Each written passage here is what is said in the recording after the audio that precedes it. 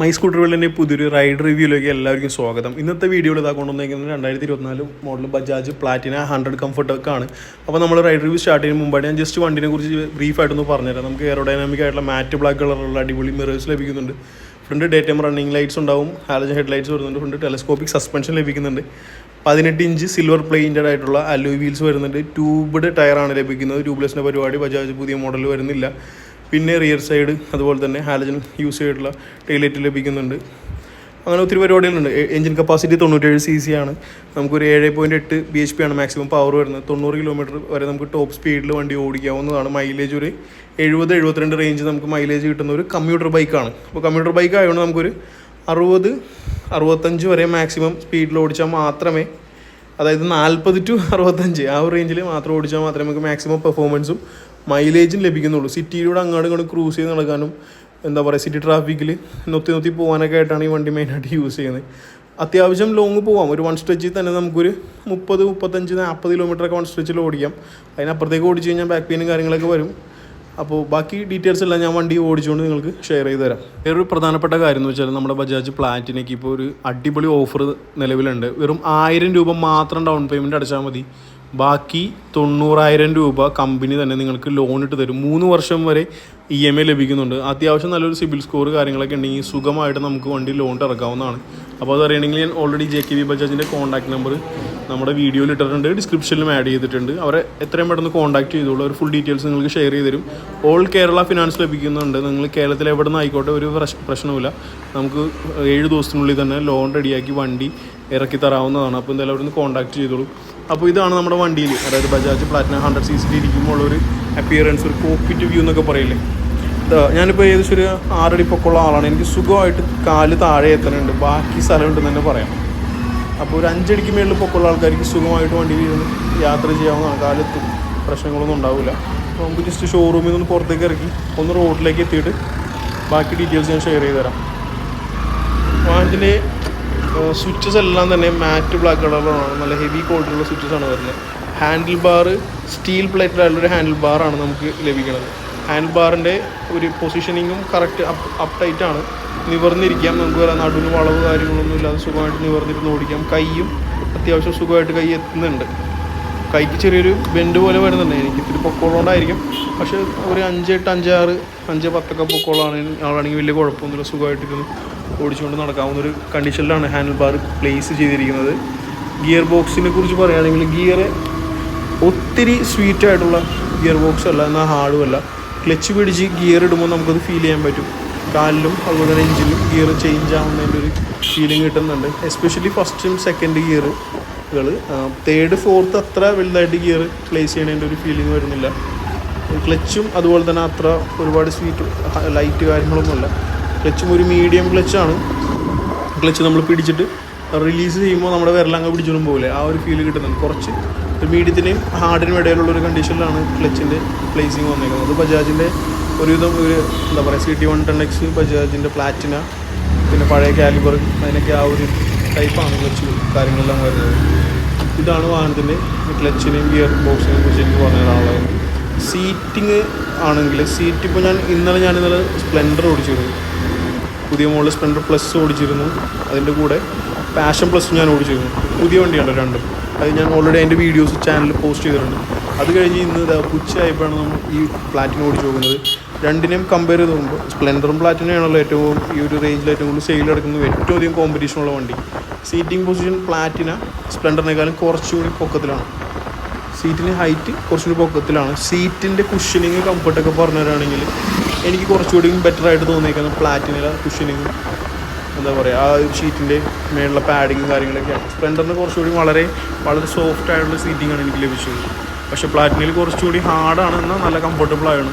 അതുകൂടാതെ സീറ്റിന് വീതിയുണ്ട്. എനിക്ക് തൈ സപ്പോർട്ട് കൂടുതൽ പ്ലാറ്റിനയിൽ ലഭിക്കുന്നുണ്ട്. സ്പ്ലെൻഡറിൻ്റെ സീറ്റ് കുറച്ച് വെറുതെ ബെഞ്ച് പോലെ അറ്റത്തേക്ക് പോയേക്കാണ്. ഇത് നമ്മൾ ഇരിക്കുന്ന ഭാഗത്തേക്ക് കുറച്ച് വീതി താഴേക്ക് വന്നിട്ട് നമുക്കൊരു തൈ സപ്പോർട്ട് കൂടെ കുറച്ചുകൂടി വണ്ടിയിൽ ലഭിക്കുന്നുണ്ട്. പിന്നെ ഓടിച്ചുകൊണ്ടിരിക്കുമ്പോഴുള്ള കംഫർട്ടിനെ കുറിച്ച് പറയുകയാണെങ്കിൽ നമുക്ക് ഫ്രണ്ടിൽ ട്യൂബ്ലെസ് ടയേഴ്സ് ഇല്ല, ട്യൂബ്ഡ് ടയറാണ് വരുന്നത്. അലോയ് വീലാണ് വരുന്നത്. പിന്നെ ഫ്രണ്ട് ടെലസ്കോപ്പിക് സസ്പെൻഷൻ വരുന്നുണ്ട്. ബാക്ക് സൈഡിൽ ഡ്യുവൽ സ്പ്രിങ് യൂസ് ചെയ്തുകൊണ്ടുള്ള സസ്പെൻഷനാണ് വരുന്നത്. ഫ്രണ്ടിലെ എന്താ പറയുക, റൈഡിങ് കംഫർട്ട്, സസ്പെൻഷൻ്റെ കംഫർട്ടിനെ കുറിച്ച് എടുത്ത് പറയുകയാണെങ്കിൽ എനിക്ക് തോന്നുന്നു സസ്പെൻഷൻ വൈസ് കുറച്ചുകൂടി സ്വീറ്റ് ആയിട്ട് എനിക്ക് തോന്നിയത് സ്പ്ലെൻഡറാണ് പ്ലാറ്റിനെ അപേക്ഷിച്ച് നോക്കുമ്പോൾ. കാരണം സ്പ്ലെൻഡർ കമ്പി വീല് വരുന്നുണ്ട്, സ്പോക്ക് വീല് വരുന്നുണ്ട്, അതുകൂടാതെ ട്യൂബ്ലെസ് ടയർസ് ലഭിക്കുന്നുണ്ട്. സസ്പെൻഷൻ്റെ ആ ഒരു സ്റ്റെം ട്യൂബിൻ്റെ വീതി കുറച്ചുകൂടി കുറവാണ്. സ്പ്ലെൻഡർ ചാടുമ്പോൾ അത്ര ഫീൽ ചെയ്യുന്നില്ലെങ്കിൽ പക്ഷേ പ്ലാറ്റിനയുടെ ചാട്ടങ്ങളൊക്കെ കുറച്ച് ഫീൽ ചെയ്യുന്നുണ്ട്. പക്ഷെ നമ്മൾ ഇത്ര ഒരു 90,000 റേഞ്ചിലുള്ള വണ്ടിയാകുമ്പോൾ അത്രയൊക്കെ എക്സ്പെക്ട് ചെയ്താൽ മതി. അത്ര വലിയ ഹെവി പ്രതീക്ഷകളൊന്നും ഇതിലൊന്നും പാടില്ല. ആ വിലക്കുള്ള കംഫർട്ട് ലഭിക്കുന്നുണ്ട്. പക്ഷെ കമ്പയർ ചെയ്ത് നോക്കുമ്പോൾ കുറച്ചുകൂടി ഫ്രണ്ട് സസ്പെൻഷൻ എനിക്ക് സ്വീറ്റായിട്ട് തോന്നിയത് സ്പ്ലെൻഡറിലാണ്. പ്ലാറ്റിന ഇത്തിരി കൂടി സസ്പെൻഷൻ ഹാർഡാണ്. ബാക്ക് സൈഡ് സസ്പെൻഷൻ പക്ഷേ കംഫർട്ടബിൾ പ്ലാറ്റിനയിലാണ്. സസ്പെൻഷൻ എന്തെങ്കിലും ഡിഫറൻ്റ് ആണ്. 2 ഡ്യുവൽ സ്പ്രിങ് യൂസ് ചെയ്തിട്ടുള്ള 110 mm ആണ് അതിൻ്റെ ടോട്ടൽ ലെങ്ത്ത് വരുന്നത്. റിയർ സസ്പെൻഷൻ അടിപൊളിയാണ്. അതുപോലെ തന്നെ സീറ്റിൻ്റെ വലിപ്പവും രണ്ടല്ല, നമുക്ക് 3 ആളുകൾക്ക് സുഖമായിട്ട് ഇരുന്ന് യാത്ര ചെയ്യാവുന്നതാണ്. അപ്പോൾ സസ്പെൻഷനെ കുറിച്ച് എനിക്ക് ഇത്രയാണ് പറഞ്ഞു തരാനുള്ളത്. പിന്നെ വാഹനത്തിൻ്റെ റൈഡിങ് പൊസിഷനെ കുറിച്ച് പറയുകയാണെങ്കിൽ ഏകദേശം കറക്റ്റ് ഒരു വ്യൂ കിട്ടി കറക്റ്റായിട്ട് ഇരിക്കണമെങ്കിൽ നമ്മൾ സീറ്റിൻ്റെ ഒരു 100% ഒരു 25-30% വരില്ലേ, ആ ഒരു ലെങ്ത്തിലിരിക്കണം. അപ്പോഴാണ് കറക്റ്റ് നിവർന്നിരുന്ന് ഓടിക്കാനുള്ള ഒരു പൊസിഷനിങ് എനിക്ക് കിട്ടുന്നത്. പിന്നെ എടുത്ത് പറയുന്ന മറ്റൊരു കാര്യം എന്ന് വെച്ചാൽ എനിക്ക് ഓടിച്ചപ്പോൾ ഫീൽ ചെയ്ത് കോർണറിങ്ങില്ല, വണ്ടി തിരിക്കാനായിട്ടുണ്ടല്ലോ, തിരിച്ച് മറിച്ചൊക്കെ എടുക്കാനായിട്ട് നിന്നോർന്ന് തിരിക്കാനൊക്കെ ആയിട്ട് ബെസ്റ്റ് പ്ലാറ്റിന തന്നെയാണ്. വളരെ കംഫർട്ടബിളാണ്. അതിൻ്റെ കോൺസെപ്റ്റ് അതുപോലെ തന്നെ അതിലുള്ള യൂസ് ചെയ്യുന്ന ബോൾസൊക്കെ വളരെ സ്വീറ്റാണ്. അടിപൊളിയായിട്ട് വണ്ടി പെട്ടെന്ന് കുത്തി തിരിക്കാൻ പറ്റും. നമുക്ക് ഇന്നോർന്ന് തിരിച്ച് ഫസ്റ്റ് ഇട്ട് വേണമെങ്കിൽ കറക്റ്റ് എടുക്കില്ലേ, ആ ഒരു ഫീൽ സുഖമായിട്ട് തിരിക്കാൻ പറ്റും. കോർണറിങ് ബെസ്റ്റാണ്. അപ്പോൾ ഇതിൻ്റെ യൂസ് തന്നെ കൂടുതലും സിറ്റി ട്രാഫിക്കിൽ നമ്മൾ കാറുകളുടെ ഇടയിൽ വണ്ടികളുടെ ഇടയിൽ കൂടെയൊക്കെ അങ്ങോട്ട് കൊണ്ട് തിരിച്ച് മറിച്ചൊക്കെ പെട്ടെന്ന് കൊണ്ടുപോകാനായിട്ട് ഹെൽപ്ഫുള്ളാണ് പ്ലാറ്റിനയിലാണ് കേട്ടോ. ആ ഒരു കാര്യത്തിന് വേറെ യാതൊരു സംശയമില്ല. പിന്നെ ഓവറോൾ വെയിറ്റ് ഏകദേശം 115 കിലോയാണ് വണ്ടിക്ക് വരുന്നത്. അപ്പോൾ ആ ഒരു വെയിറ്റ് പക്ഷേ ആ ഓട്ടത്തിൽ നമുക്ക് അങ്ങോട്ട് ഹൽക്കയാണ്, കുറച്ച് ലൈറ്റ് വെയിറ്റ് ആണെന്ന് ഫീൽ ചെയ്യുന്നത്. വേറെ പ്രശ്നങ്ങളൊന്നുമില്ല. നമുക്ക് നിന്നോടുത്ത് ഇപ്പോൾ വണ്ടി സ്റ്റാൻഡ് ഇട്ടിട്ട് എടുക്കുമ്പോഴും അത്ര വെയിറ്റ് ഇപ്പോൾ 115 കിലോ എന്ന് പറയുമ്പോൾ അത്യാവശ്യം വെയിറ്റ് ഉണ്ട്. ഈ ഒരു സെഗ്മെൻറ്റിലെല്ലാം 105 കിലോ 110 കിലോ വരുന്നുണ്ട്. 5 കിലോളം വണ്ടിക്ക് വെയിറ്റ് കൂടുന്നുണ്ട്. പക്ഷേ ആ ഒരു വെയിറ്റ് നമുക്ക് വണ്ടി നിന്നോടുത്ത് എടുക്കുമ്പോൾ സ്റ്റാൻഡ് ഇട്ട് എടുക്കുമ്പോൾ അതുപോലെ തന്നെ കൊണ്ടുവന്ന് വെക്കുമ്പോൾ ഒന്നും വലുതായിട്ട് ഫീൽ ചെയ്യുന്നില്ല. ആ ഒരു പ്രശ്നമൊന്നുമില്ല. വണ്ടിയുടെ പിക്കപ്പിനെ കുറിച്ച് പറഞ്ഞു തരാനാണെങ്കിൽ വണ്ടിയുടെ പിക്കപ്പ് ക്യുക്കാണ്. ഫസ്റ്റ് ഗിയർ ഹെവി പിക്കപ്പാണ്. നമ്മൾ ക്ലച്ച് വിട്ട് കഴിഞ്ഞാൽ വണ്ടി ഫ്രണ്ട് പൊങ്ങി കുതിക്കില്ല, അതുപോലെ നല്ല കുതിപ്പ് കിട്ടുന്നുണ്ട് ഫസ്റ്റ് ഗിയറിൽ. ഫസ്റ്റും സെക്കൻഡും കുഴപ്പമില്ല. 3rd 4th ഒക്കെ ആകുമ്പോൾ കുറച്ചുകൂടി സ്വീറ്റാണ്. നല്ല ഇങ്ങനെ ഒഴുകി അങ്ങ് പോയിക്കൊണ്ടിരിക്കും. പിന്നെ മറ്റു വണ്ടികളിലൊക്കെ ഇപ്പോൾ ഹീറോയുടെ ചില വണ്ടികൾ അല്ലെങ്കിൽ നമ്മുടെ ഹോണ്ടയുടെ ചില വണ്ടികൾക്കൊക്കെ 100cc 130cc വണ്ടികളൊക്കെ ഓടിക്കുമ്പോൾ നമുക്ക് 4th കഴിഞ്ഞാൽ അടുത്തൊരു ഗിയർ കൂടി ഉണ്ടായിരിക്കും സൂപ്പറായിരുന്നു. ഒരു മുരളിച്ച ഫീൽ ചെയ്യില്ല. ആ ഒരു പരിപാടി വണ്ടിക്കില്ല കേട്ടോ. വളരെ സ്വീറ്റാണ്. വണ്ടി അങ്ങ് ഒഴുകി അങ്ങ് പോയിക്കോളും. ഇനിയും ദൂരം പോകാനുണ്ടെന്നുള്ളൊരു ഫീലാണ്. അപ്പോൾ അതുപോലെ വണ്ടി എൻജിൻ നല്ല റിഫൈൻഡ് ആണ്, നല്ല പക്കയായിട്ടാണ് എൻജിൻ ട്യൂൺ ചെയ്ത് വെച്ചേക്കുന്നത്. അത് ഒരു രക്ഷയില്ല. നല്ല അടിപൊളിയായിട്ട് നമുക്ക് ഓടിച്ചു നടക്കാം. യാതൊരു നമുക്കിപ്പോൾ ഓടിക്കുമ്പോൾ ഒരു വിഷമം വരില്ല. ഒരു ഗിയർ ഇട്ടിട്ടുണ്ടെങ്കിൽ ഈ സൗണ്ടങ്ങ് മാറിയാൽ ആ ഒരു ഫീലൊന്നും ഉണ്ടാവില്ല. സുഖമായിട്ട് നമുക്ക് വണ്ടി ഓടിച്ച് കൊണ്ടുകൊടുക്കാവുന്നതാണ്. എൻജിൻ്റെ സൗണ്ടും വലിയ കാര്യമായിട്ടുള്ള സൗണ്ട് നമുക്ക് റൈഡിങ്ങിൽ ഫീൽ ചെയ്യത്തൊന്നുമില്ല. എക്സോസിൻ്റെ സൗണ്ടൊന്നും അങ്ങനെ വലുതായിട്ട് ഫീൽ ചെയ്യില്ല. എൻജിനൊക്കെ പക്ക സൈലൻ്റാണ്. ഓട്ടത്തിൽ നല്ല സൈലൻ്റാണ്. നമുക്ക് ചുറ്റുള്ള വണ്ടികളുടെ സൗണ്ടാണ് കൂടുതൽ കിട്ടുക. നമ്മുടെ വണ്ടിയിൽ നിന്ന് വലിയ സൗണ്ടൊന്നും നമുക്ക് അത്രയായിട്ട് എടുത്ത് അറിയത്തൊന്നുമില്ല. ഈ ഒരു ഞാൻ നേരത്തെ പറഞ്ഞു 40 to 60 റേഞ്ചിൽ ഓടിക്കുകയാണെങ്കിൽ യാതൊരു വൈബ്രേഷനും ഇല്ല. സുഖമായിട്ട് വെറുതെ പഴം പോലെ വണ്ടി ഓടിച്ചു നടക്കാമെന്ന് പറയാം. നല്ല സ്വീറ്റായിട്ട് അടിപൊളിയായിട്ട് നമുക്ക് വണ്ടി ഓടിച്ചു നടക്കാം. വൈബ്രേഷൻ സ്റ്റാർട്ട് ചെയ്യുന്ന ഒരു 75-80 മേളിലേക്ക് പോവുകയാണെങ്കിൽ അത്യാവശ്യം ചെറിയ രീതിയിലുള്ള ഒരു എന്താ പറയുക മൈന്യൂട്ടായിട്ടുള്ള വൈബ്രേഷൻസ് നമുക്ക് ലഭിക്കുന്നുണ്ട്.